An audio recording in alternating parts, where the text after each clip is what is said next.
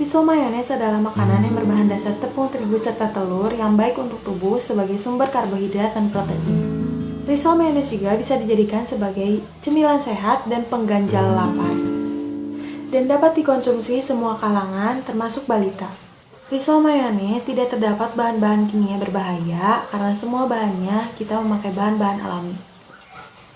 Bahan-bahan atau komposisi untuk membuat risol mayones yaitu tepung terigu, telur, sosis, mayonaise, saus cabai atau tomat, bubuk roti atau panir, garam, dan air.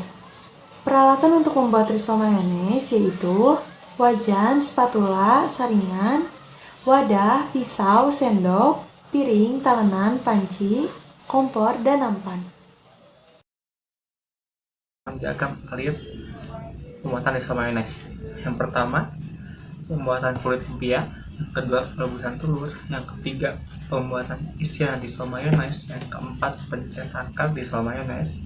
Yang kelima, penambahan bubuk roti. Dan yang keenam, pengemasan. Sedangkan identifikasi analisis cemaran itu adalah dalam bentuk tabel. Kalian bisa tahu dengan cara kalian baca. Dan saya akan menjelaskan tentang tahapan proses saja. Dalam tahapan proses tersebut ada persiapan bahan, percetakan alat, pengolahan produk, pencemaran, pencampuran dengan bubuk roti, dan pengemasan. Dan dalam di tabel tersebut ada bahaya dan penyebab bahaya, ada potensi bahaya dan tindakan cegahan, tindakan penanganan, dan CCP, penetapan titik kritis, dan CL, batas kritis. Prasyarat keamanan pangan industri rumah tangga. 1. Lokasi dan lingkungan produksi. Lokasi dan lingkungan produksi harus bersih, terjaga, serta keamanannya terjamin. Terhindar dari bau sampah, asap, kotoran, dan debu. 2. Bangunan ruang produksi. Ruang produksi sebaiknya cukup luas dan mudah untuk dibersihkan. Ruang produksi pula harus terdapat ventilasi udara yang cukup agar sirkulasi udara dapat dengan lancar. Lantai yang bersih dan tidak licin, dinding pembatas ruang yang kokoh dan aman, serta langit-langit yang kuat dan tidak mudah roboh serta tidak mudah terkelupas. Pintu ruangan yang kuat dan aman serta tahan air. Jendela yang terdapat kaca pencegah untuk mencegah masuknya serangga. Permukaan tempat kerja yang bersih, terbebas dari kotoran. Penggunaan bahan gelas digunakan bertujuan untuk menghindari kontaminasi. Ruang produksi harus lengkap, serta terdapat sarana atau tempat pencucian, sarana air yang cukup. 3. Peralatan produksi. Peralatan produksi yang digunakan harus terbuat dari bahan yang anti karat, tidak mudah rusak atau pecah, dan tahan lama, serta mudah dibersihkan. 4. Suplai air atau sarana penyediaan air.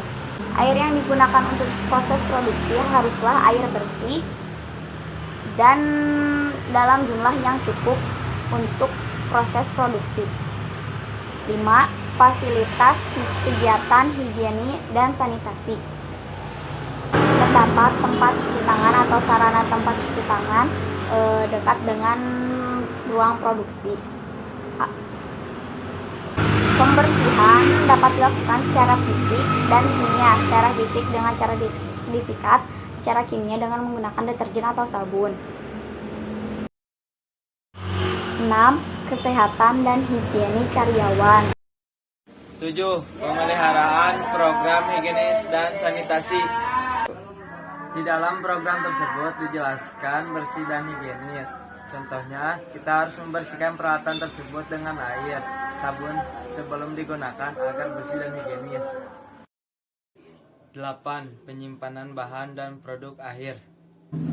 Di dalam proses penyimpanan tersebut dijelaskan, kita harus memisahkan bahan yang akan digunakan dengan produk akhir. Contohnya seperti bahan yang mudah menyerap air, disimpan di tempat yang kering, dan produk akhir disimpan di ruangan yang sesuai dengan penyimpanan, bebas hama, dan bersih. 9. Pengendalian proses. 10. Pelabelan tangan. 11. Pengawasan oleh penanggung jawab. 12. Perbaikan.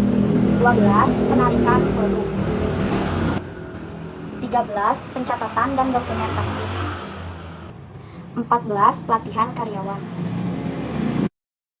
Yang kami lakukan yaitu dengan cara melakukan wawancara langsung dan via media sosial. Tapi yang terlaksana yaitu dengan via media sosial, yaitu dengan mempromosikan video iklan dari produk kami dan juga memposting rasa dari produk kami. Kami melakukan voting itu dengan via media sosial di Instagram dengan jumlah voting 28 orang yang memilih risol asin sebanyak 91, sedangkan risol manis 9%, dan yang memilih memakai mayones pedas yaitu sebanyak 57%, sedangkan yang mayones original 43%. Dan juga yang menginginkan memakai bubuk cabai yaitu dengan jumlah persen 25%, dan yang menginginkan mayones pedas, rasa mayones pedas yaitu dengan 75%. Analisis SWOT. Dalam membuat sebuah produk kita harus melakukan analisis SWOT. Apa sih analisis SWOT itu? SWOT, S berarti kekuatan, W berarti kelemahan, O berarti kesempatan, dan T berarti ancaman. Seperti halnya kami, sebelum membuat risol mayones, kami juga melakukan analisis SWOT, di mana kami mempertimbangkan kekuatan, kelemahan, kesempatan, dan ancaman yang akan terjadi. Seperti yang kita ketahui, masyarakat di Indonesia itu sangat banyak, kita bisa menjadikan itu sebagai kekuatan. Namun sebaliknya, meskipun masyarakat Indonesia banyak, penjualan risol juga sangat banyak. Jadi kita harus mencari kesempatan atau peluang-peluang lain. Dan kita mengambil peluang itu untuk di acara-acara khusus. Namun kita juga harus mampu bersaing dengan pedagang-pedagang lainnya, karena pasti banyak juga pedagang-pedagang lain yang menjadikan acara-acara khusus itu sebagai peluang. Setelah kami amati dan analisis, ternyata konsumen lebih menyukai rasa asin dan rasa yang pedas. Di samping itu juga, ternyata penggemar dari risol sandwich ini sebagian besar adalah remaja dan orang dewasa. Jadi kesimpulannya,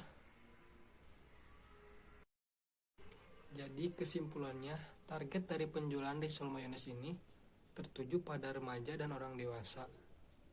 Oleh karena itu, dalam menjualnya kita harus menyesuaikan bagaimana cara menjual untuk orang dewasa dan bagaimana cara untuk menjual pada remaja.